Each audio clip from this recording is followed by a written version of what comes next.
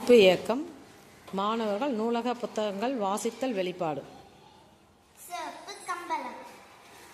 லதா, கீதா இருவரும் அக்கா தங்கை. ஒரு சிவப்பு கம்பளம் பறந்து வந்தது. இருவரும் அதில் ஏறிக்கொண்டனர். சிவப்பு கம்பளமே, அதோ அந்த மலையிடம் போ, லதா சொன்னாள். சிவப்பு கம்பளம் வேகமாக பறந்து மலையில் இறங்கினர். சுற்றி முற்றி பார்த்தனர். குறிஞ்சி மலரை பறித்தனர். சிவப்பு கம்பளமே, அதோ அந்த காற்றிற்கு போ, கீதா சொன்னாள். கம்பளம் வேகமாக பறந்து காற்றில் இறங்கினர். கொய்யா பழங்களை பறித்தனர்.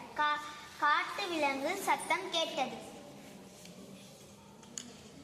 சிவப்பு கம்பளமே, அதோ அந்த சமவெளிக்கு போ, லதா சொன்னாள். சமவெளியில் இறங்கினர். உழவர்கள் வயலில் உழுதனர். நாரைகள் பறந்தன. குளவை பூக்கள் பூத்திருந்தன. சிவப்பு கம்பளமே, அதோ அந்த கரைக்கு போ, லதா சொன்னாள். கரையில் இறங்கினர். கடல் அலைகளை ரசித்தனர். மீனவர்கள் மீன் பிடித்திருந்தனர். சிவப்பு கம்பளமே, பாலைநிலம் போ, கீதா சொன்னாள். வெயில் அதிகம், தாங்க முடியவில்லை. சிவப்பு கம்பளமே, அதோ பார் நிலா, அங்கே போ. விஷ். சிவப்பு கம்பளம் பறந்து நிலாவில் இறங்கினர். அட, அங்கே பார், சந்திராயின் 3. நேரில் பார்த்தனர், மகிழ்ந்தனர். லதா, கீதா எழுந்திருங்க, பள்ளிக்கூடம் போக நேரமாச்சு, அம்மா சொன்னார். பாயை சுருக்கினர். நேற்றிரவு அம்மா சொன்ன கதையை நினைத்து சிரித்தனர். 1000 புத்தகங்கள் வாசிங்கள், உங்கள் வார்த்தை நதியை போல் ஓடும். புத்திசாலி மான். ஒரு காடு, ஒரு சிங்கம். சிங்கத்துக்கு பசி, உணவு தேடி அலைந்தது. ஒரு மான் வந்தது. சிங்கம் மானை பார்த்தது. மான் சிங்கத்தை பார்த்தது. ஐயோ சிங்கம், என் குட்டிக்கு உணவு தேடி போறேன், என்னை விட்டு என்றது மான்.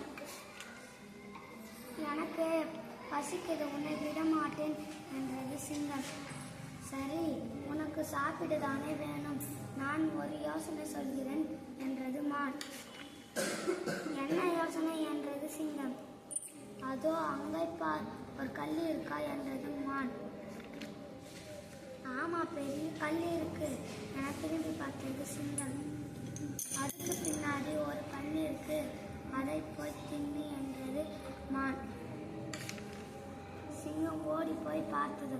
அங்கு பன்னி இல்லை. சிங்கம் ஏமாந்தது. மான் தப்பித்து ஓடியது. புத்தகம் உங்கள் ஆத்மாவே கண்ணாடி. 14. இந்தியாவின் கடற்கரை கிராமம் அது. இராணுவத்திலிருந்து ஓய்வு பெற்ற வீரர் அவர். குடும்பத்தோடு அந்த கிராமத்தில் வசித்து வந்தார். அன்று ஒரு மகிழ்ச்சியான நாள். இராணுவ வீரரின் மனைவிக்கு ஒரு குழந்தை பிறந்தது. அழகான ஆட்குழந்தை. இராணுவ வீரருக்கு 14 குழந்தைகள். 3 ஆண் குழந்தைகள், 2 பெண் குழந்தைகள் தான் பிழைத்தனர். 2 ஆண்டுகள் போயின. பக்கத்தில் ஒரு மாநகர். அங்கே குடி போனார்கள். இராணுவ வீரரின் மனைவி நோயினால் இறந்தார். கடைசியாக பிறந்த ஆண் குழந்தைக்கு 6 வயதுதான். எப்போதும் தன் மூத்த அண்ணனுடன் இருந்தான். அந்த குட்டி பையன் அவனுக்கு அப்பா வேலை செய்ய ஊருக்கு செல்ல ஆசை. இருவரும் ரயில் ஏறினார்கள்.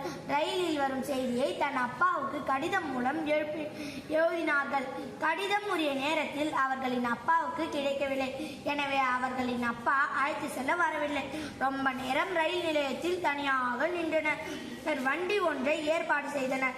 அப்பாவின் ஊருக்கு போனார்கள். பாதி தூரம் போனது வண்டிக்காரருக்கு இவர்கள் யார் என்று தெரிந்தது. அவ்வளவுதான். இவர்கள் எப்படி என் வண்டியில் ஏறலாம் என வண்டிக்காரருக்கு கோபம். வண்டியை விட்டு கீழே இறங்கினார். மாட்டையும் வண்டியில் இருந்து அவிழ்த்து விட்டார்.